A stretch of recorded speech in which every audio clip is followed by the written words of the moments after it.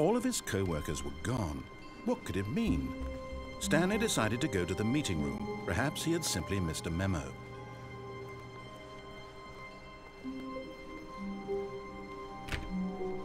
When Stanley came to a set of 2 open doors, he entered the door on his left.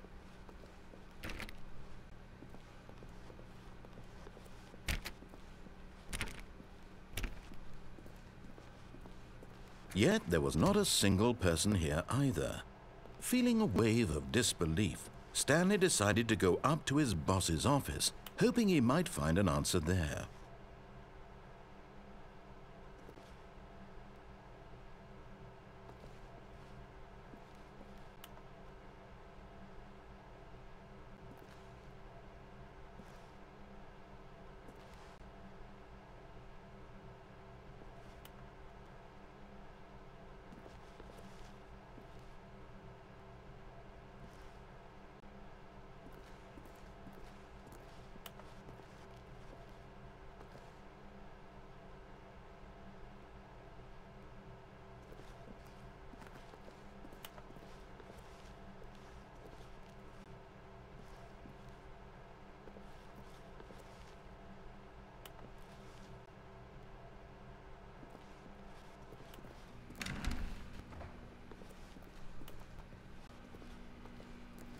Stanley stepped into the broom closet, but there was nothing here, so he turned around and got back on track.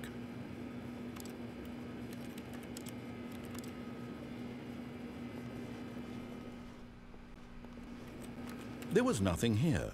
No choice to make, no path to follow, just an empty broom. Coming to a staircase, Stanley walked upstairs to his boss's office.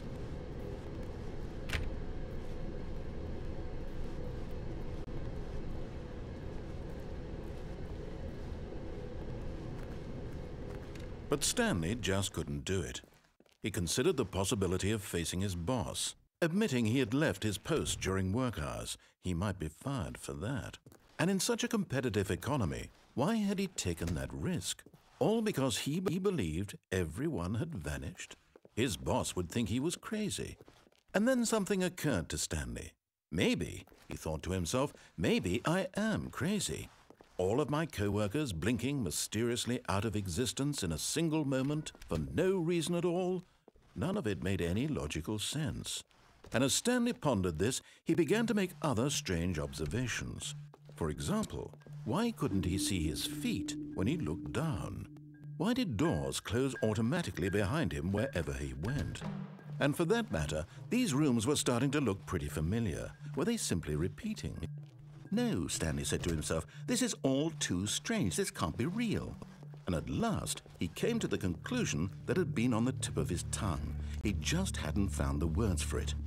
"I'm dreaming!" he yelled. "This is all a dream." Oh, what a relief Stanley felt to have finally found an answer, an explanation. His co-workers weren't actually gone. He wasn't going to lose his job. He wasn't crazy after all. And he thought to himself, I suppose I'll wake up soon. I'll have to go back to my boring real-life job pushing buttons. I may as well enjoy this while I'm still lucid. So he imagined himself flying and began to gently float above the ground. Then he imagined himself soaring through space on a magical starfield, and it too appeared. It was so much fun, and Stanley marveled that he had still not woken up. How was he remaining so lucid? And then perhaps the strangest question of them all entered Stanley's head. One he was amazed he hadn't asked himself sooner. Why is there a voice in my head dictating everything that I'm doing and thinking? Now the voice was describing itself being considered by Stanley, who found it particularly strange. I'm dreaming about a voice describing me, thinking about how it's describing my thoughts, he thought. And while he thought it all very odd and wondered if this voice spoke to all people in their dreams, the truth was that, of course, this was not a dream. How could it be? Was Stanley simply deceiving himself, believing that if he's asleep, he doesn't have to take responsibility for himself? Stanley is as awake right now as he's ever been in his life. Now, hearing the voice speak these words was quite a shock to Stanley. After all, he knew for certain, beyond a doubt, that this was in fact a dream. Did the voice not see him float and make the magical stars just a moment ago? How else would the voice explain all that? This voice was a part of himself too. Surely, if he could just... He would prove it. He would prove that he was in control, that this was a dream. So he closed his eyes gently, and he invited himself to wake up. He felt the cool weight of the blanket on his skin, the press of the mattress on his back, the fresh air of a world outside this one. Let me wake up, he thought to himself. I'm through with this dream. I wish it to be over. Let me go back to my job. Let me continue pushing the buttons. Please, it's all I want. I want my apartment, and my wife, and my job. All I want is my life exactly the way it's always been. My life is normal. I am normal. Everything will be fine. I am okay.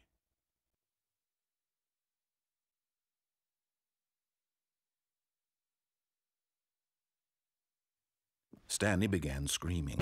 Please, someone, wake me up. My name is Stanley. I have a boss. I have an office. I am real. Please, just someone tell me I am real. I must be real. I must be. Can anyone hear my voice? Who am I? Who am I? And everything went black.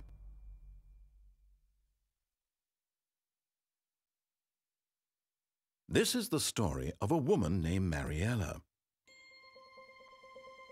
Mariella woke up on a day like any other. She arose, got dressed, gathered her belongings, and walked to her place of work.